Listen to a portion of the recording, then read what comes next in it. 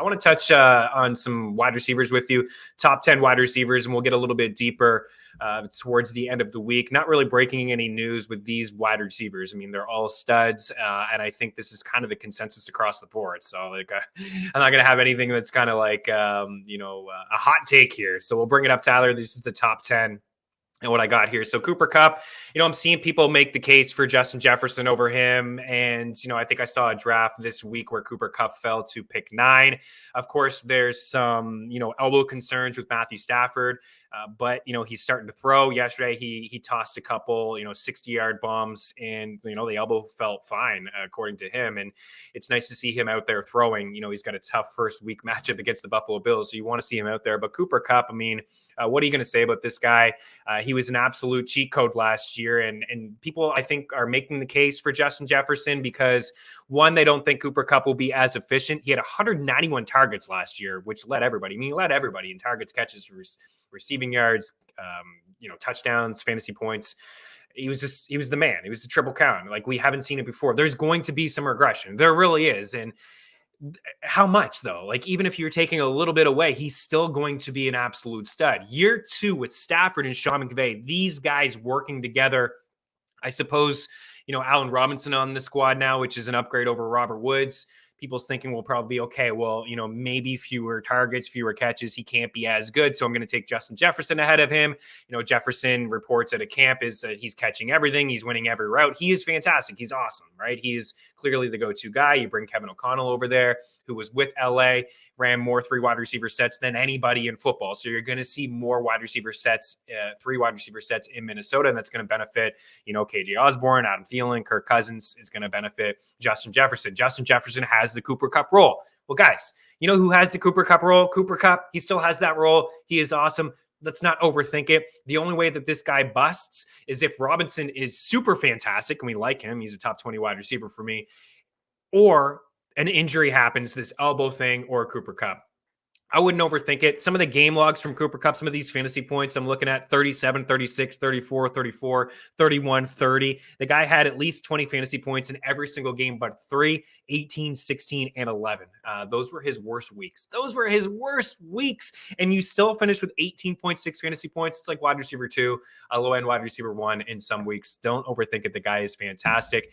Bringing up this board yet again, Justin Jefferson, Jamar Chase, Devontae Adams. I don't know, Tyler, if you have the board from Adams and Carr handy. It's okay if you don't, but those guys were certainly on the same page. I've said it before, video game like numbers from their 1 year together in Fresno. I still think, the targets, maybe the efficiency drops down a little bit. There it is. Like, look at this. Look at that season that they had together. I know that's a long time ago in 2013, and now this is the NFL. These guys are clearly BFFs.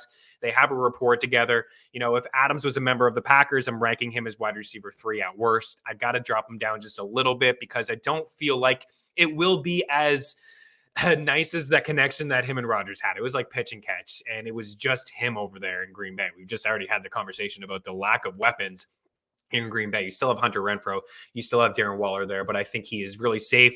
I think Diggs is safe as well. We saw a bit of regression from him. Towards the end of the season, you started to see Gabe Davis get more end zone targets than Stephon Diggs, but the offense is number 1 in football. In my opinion, it's going to be right there with the Bucs and the Rams.